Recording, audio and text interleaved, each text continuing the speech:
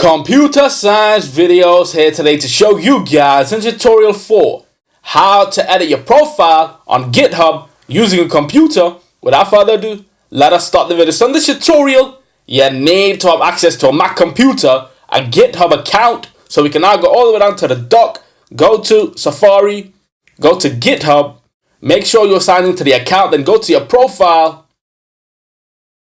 And now beneath the avatar, click on edit profile, and then we can add a biography, the company, the location, and website. So for the biography, I will say a computer scientist and computing graduate.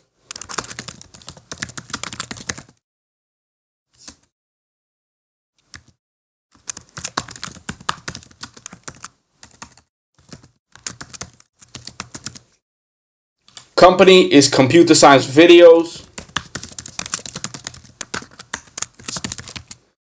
Location, United Kingdom. Website, which I already have saved in memory, copied.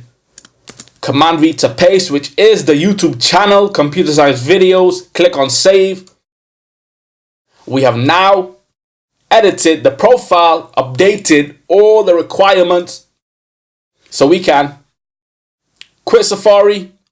That's it with this video. I'll see you guys in my next tutorial. Thanks for now.